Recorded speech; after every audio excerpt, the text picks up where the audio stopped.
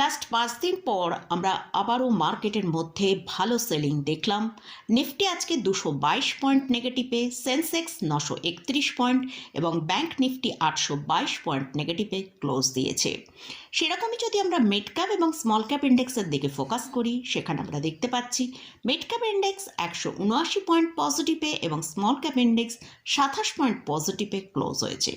Mid cap এবং small cap index পজিটিভে close হলেও আমরা নিফটি, ব্যাংক নিফটি এবং সেন্সেক্সে ভালো সেলিং দেখেছি।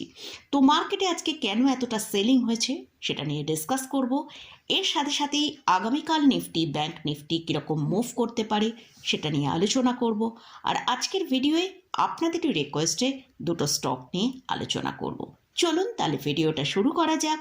ভিডিও শুরু করার আগে বলি, চ্যানেলে যদি ফার্স্ট টাইম ভিজিট করে থাকেন চ্যানেলটা সাবস্ক্রাইব করে নেবেন আর পাশে থাকা বেল আইকনটা প্রেস করে রাখবেন। আমি ভিডিও আপলোড করার সাথে সাথে আপনাদের কাছে ভিডিওটা পৌঁছে যাবে। আর ভিডিওটা যদি ভালো লাগে লাইক এবং শেয়ার করতে ভুলবেন না। আজ মর্নিংয়ে মার্কেট যখনই ওপেন হয়েছে আমরা দেখেছি একটা ডাউনেই ওপেন হয়েছে, যেটা 23,909 ওপেন হয়ে সেখান থেকে আমরা দেখেছি যে হাইটা তৈরি করেছিল 23,990। তারপরে কিন্তু আমরা দেখেছি মার্কেটের মধ্যে স্ট্রং সেলিং আসে। নিফটি আজকে যেটা লো তৈরি করেছে সেটা হচ্ছে 23,682 এবং ক্লোজিং টাইমে ক্লোজ পেয়েছি 23,775। তো আজকে আমরা দেখলাম নিফটি মধ্যে একটা ভালো সেলিং হয়েছে। তো এই সেলিংটা কেন হয়েছে তার জন্য বেশ কিছু কারণ রয়েছে। ফার্স্ট যে রিজনটা সেটা হচ্ছে আজ নিফটি তার সাইকোলজিক্যাল যে লেভেল 24,000-এর নিচেই সারাদিন ট্রেড করেছে। এছাড়াও গতকালের যে লোটা তৈরি করেছিল 23,828 সেই লেভেলকে ব্রেক করে তার নিচে ট্রেড করেছে। তার জন্যই কিন্তু মার্কেটে একটা ভালো সেলিং প্রেশার এসছে। আর গতকাল স্ট্রং মার্কেটেও এফআইএসরা 2,811 করোড়ের মতন ক্যাশ সেল করেছে। এর সাথে সাথে আমরা যদি দেখি ব্রেন্ট ক্রুড অয়েলের দামও আজ বেড়েছে, যেটা $98 কাছাকাছি ট্রেড করেছে।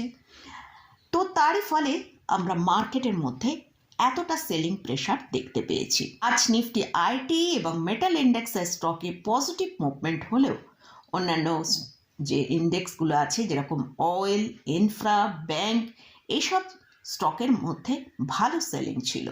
তো এইসব বিভিন্ন রিজনের জন্যই আজ আমরা মার্কেটের মধ্যে ভালো ডিক্লাইন দেখতে পেয়েছি। তো এবারে আসছি আগামীকাল নিফটি, ব্যাংক নিফটি কিরকম মুভ করতে পারে সেটা নিয়ে আলোচনা করব। তার আগে আমরা একবার গ্লোবাল মার্কেটের দিকে ফোকাস করব। এশিয়া মার্কেটের নিকাই 258 পয়েন্ট নেগেটিভে, হ্যাংসাই 129 পয়েন্ট নেগেটিভে ক্লোজ হয়েছে। ইউরোপ মার্কেটও 0.30% থেকে 1.07% নেগেটিভেই ট্রেড করছে। আর ইউএস মার্কেটের ডাউন জোনের ফিউচার 113 পয়েন্ট নেগেটিভে ট্রেড করছে। ওভারঅল আমরা এখনো পর্যন্ত দেখতে পাচ্ছি যে পুরো গ্লোবাল মার্কেটের মধ্যে একটা সেলিং প্রেশার রয়েছে। তো হয়তো আমরা আগামীকাল যখন মার্কেট ওপেন হবে একটা ডাউন সাইডে ওপেন হতে দেখতে পারি। নিফটির জন্য এখন যেটা স্ট্রং সাপোর্ট সেটা হচ্ছে 23,500 থেকে 23,650। যদি আগামীকাল নিফটি কোনো কারণে 23,500-কে ব্রেক করে এবং তার নিচে ট্রেড করতে থাকে তাহলে একটা ভালো সেলিং আসতে পারে। নিফটি নিচের দিকে 23,450 থেকে 23,350 পর্যন্ত নিচের দিকে আসতে পারে। আর ওপরের দিকে নিফটি 23,950 থেকে 24,000-এর কাছে গেলেই কিন্তু একটা প্রফিট বুকিং আসার সম্ভাবনা আছে। নিফটি যদি 24,025-এর ওপর ট্রেড করে সাস্টেন করে তবেই একটা ভালো আপসাইড মুভ আসতে পারে, না হলে হায়ার লেভেল থেকে আমরা আবারও নিফটির মধ্যে প্রফিট বুকিং দেখতে পেতে পারি। তো এটা নিফটি নিয়ে আলোচনা করলাম। এবারে আসছি ব্যাংক নিফটি। ব্যাংক নিফটি আজকে যেটা হাই তৈরি করেছে সেটা 55,583 এবং সেখান থেকেই আমরা দেখেছি যে লোটা হয়েছে আজকে 54,625, প্রায় 1000 পয়েন্টের কাছাকাছি ব্যাংক নিফটির নিচের দিকে এসেছিল এবং ক্লোজিং টাইমে লোয়ার লেভেলের কাছেই ক্লোজিং দিয়েছে, যেটা 54,821-এ ক্লোজিং দিয়েছে। তো ব্যাংক নিফটির জন্য এখন যেটা স্ট্রং সাপোর্ট সেটা 54,100 থেকে 54,400। যদি আগামীকাল আমরা দেখি ব্যাংক নিফটি 54,100কে ব্রেক করে তার নিচে ট্রেড করছে, তাহলে ব্যাংক নিফটি নিচের দিকে 53,500 পর্যন্ত নিচের দিকে আসতে পারে। আর ওপরের দিকেও ব্যাংক নিফটিও 55,500 থেকে 55,800 কাছাকাছি গেলে ব্যাংক নিফটির মধ্যেও একটা ভালো প্রফিট বুকিং আসতে পারে। তো এটা নিফটি এবং ব্যাংক নিফটি নিয়ে আলোচনা করলাম। এবারে আপনাদেরই রিকোয়েস্টে দুটো স্টক নিয়ে আলোচনা করব। তবে প্রথমেই বলে রাখি, এই স্টকে কিন্তু কোনো রকম কোনো রেকমেন্ডেশন নেই, জাস্ট এডুকেশনাল পারপাসে এবং আপনাদের রিকোয়েস্টে এই স্টকগুলো নিয়ে আলোচনা করছি। ফার্স্ট যে স্টকটা নিয়ে আলোচনা করছি সেটা হচ্ছে আয়নক্স উইন্ড লিমিটেড। স্টকের কারেন্ট প্রাইস চলছে 85 টাকা 39 পয়সা। স্টক আজকে 1.21% ডিক্লাইনে ট্রেড করেছে। স্টক তার সর্বোচ্চ হাই 253 থেকে এখন 66% এবং 52 উইক হাই থেকে 55% ডিক্লাইনে ট্রেড করছে। এটা একটা মিড ক্যাপ ক্যাটাগরি স্টক।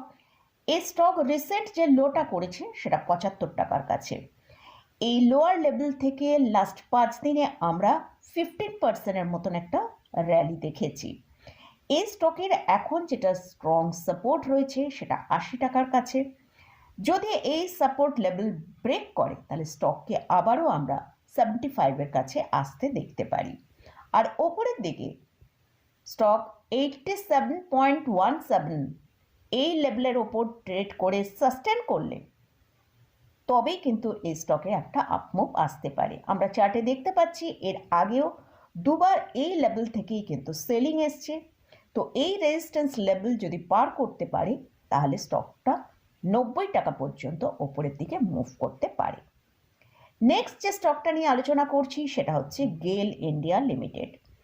স্টকের কারেন্ট প্রাইস চলছে 152 টাকা। স্টক আজকে 0.72% ডিক্লাইনে ট্রেড করেছে।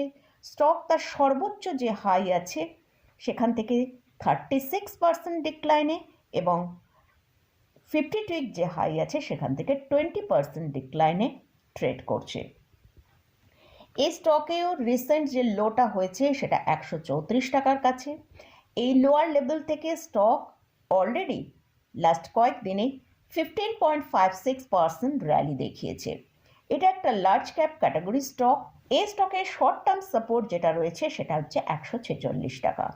আর স্টক ওপরের দিকে 160-এর ওপর যদি ট্রেড করে সাস্টেন করতে পারে তাহলে 170 টাকা পর্যন্ত আপসাইড দেখাতে পারে।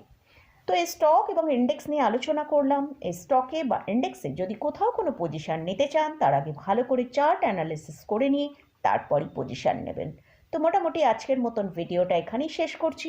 ভিডিওটা যদি ভালো লাগে অবশ্যই লাইক করবেন, শেয়ার করবেন, সাবস্ক্রাইব করবেন। ধন্যবাদ।